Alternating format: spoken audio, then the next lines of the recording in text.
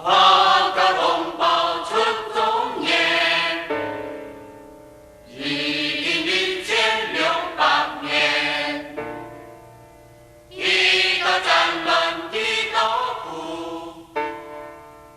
留下天大业。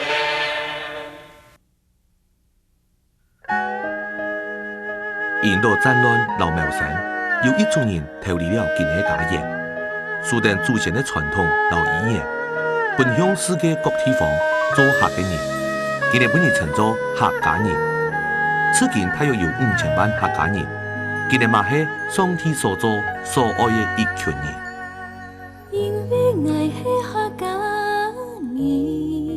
回顾台湾的宪教历史，占台湾总人口数14%的客家族群，新住人数一直无较大的突破，所以。神将客家宣教迫切需要的意向，用在一群弟兄姊妹身上点燃起来。想到嘅当时，实在对客家乡亲嘅种嘅负担越来越迫切、越沉，因为有很多客家人民信主，接触耶拜嘅福音太会，就感觉客家人的力量、基督徒嘅力量也唔会少，所以随时就有组织嘅筹备会。希望有永久长实嘅一个机构来向客家同胞传福音，佢就会成立了人哋全球客家福音协会嘅前头。1978年前，有一些群人亮出向客家人传福音的意向，需要妇女更加多的族内同道同心协力来服侍，所以在当年10月初7到初9。在台湾阳明山2条山庄举行首届客家基督教福音会议，由台湾、香港、日本、泰国、印度、印尼、马来西亚、沙巴以及槟城的牧者以及信徒，大约有600多人出席。会中有鉴于客庄福音工作本人辅料，以及全球客家福音事工的资料，为了促进各地客家教会交流，同心合意向客家人传福音。其实由创设机构以联络关怀推动，因此成立全球客家福音协会。1993年向政府注册登记为财团法人基督教客家福音协会。1987年6月15号，全球客家福音协会美国期会在美国洛杉矶成立。上帝并无偏袒人，虽然客家信主嘅人越少。总係你看到兩參事件，上帝就感動鼓勵許多嘅人來關心、來參與了客家宣教嘅工作。所以當我哋向下來祈禱尋求主嘅時間，主幫我哋看到有3隻以後嘅指導嘅原則，來開始了客家福音協會嘅工作。第一方面就係來傳遞客家福音嘅事業，我哋啲所有嘅工作，較多嘅人向下來關心、來參與。有較多嘅基督徒、較多嘅教會可以向下來做呢個工作。第二就係來基建客家教會嘅建造，就是幫我哋點樣把人用本色化嘅方式，用較好嘅材料，本客家教會嘅質流量可以建造。第三方面就係來宣傳客家文化嘅展發，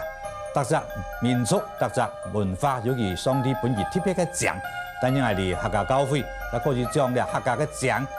好好保留下來，本。客家上咗嘅當好上帝祝福嘅素材。客家福音協會有3個主要嘅目標：一、傳遞客家福音意向；二、支援客家教會成長；三、宣傳客家文化精華。在傳遞客家福音意向方面，加定舉辦全球客家福音會議、意向說明會以及委員勞同工。以各教會傳遞客家福音嘅意向，並加定隔年6月天意主任客家福音主任嘅設立，向全國各教會寄發海報留文錢，並呼籲各教會向下來關心客家宣教嘅需要、支持留態度。每當日嘅建訓，寄發本關心客家宣教嘅弟兄姊妹、教會留機構，每件可以及時了解客家宣教嘅現況。在支援客家教會增長方面，向你製造福音材料，有客語聖詩、客語福音歌謠、客語箴言以及詩篇。客家自贡杂志、客语福音海报、客语批音以及许多录音带、客家欣赏录音带、客语耶稣传等等，安尼用嘢来帮助客家教会的成长。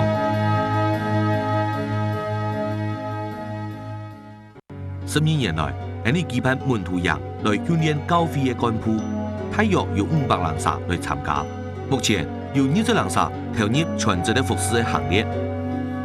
并有多位带职服侍，为客家宣教工作增添不少的生力军。透过客庄神学生拓荒研讨会的举办，来辅助客家工人。2000年成立客家宣教学院，培育宣教人才。在课程研习当中，加强本色化宣教需要以及客家宣教策略的研讨和实践，以实际应用在客家教会的建造中。1993年开始组织全职重整福音队，用耶稣带门徒的方式，协助客庄教会开拓。另有带着门徒宣教队，每当一次的集训，在客庄地区传福音做见证。并在暑期组成短线队前往世界客庄地区宣教。长青福音队是由一群年纪50岁以上的弟兄姊妹所组成。10多年来，每当年100福音出街，逐渐行遍台湾客庄20人的乡镇。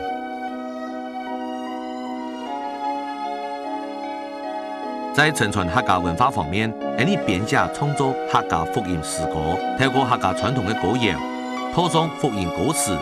文化和福音相结合，客家人重视祖先，所以安尼用合于真理的本色化基督徒敬主仪式，举办敬主大会，出版《历代祖先方面录》，族谱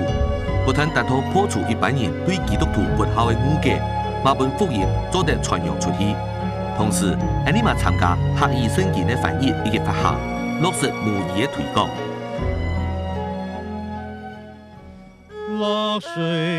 伊去同在台湾的族群需要是动态的，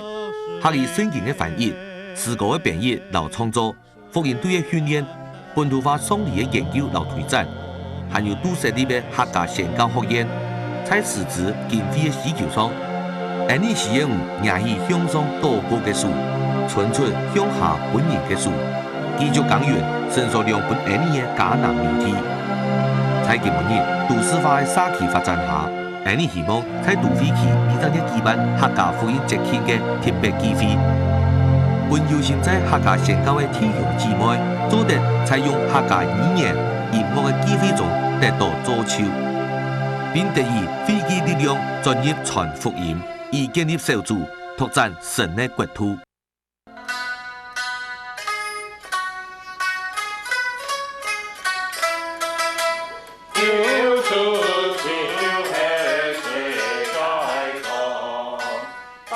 感谢主，一到年间派遣不少国外的宣教师来到客庄，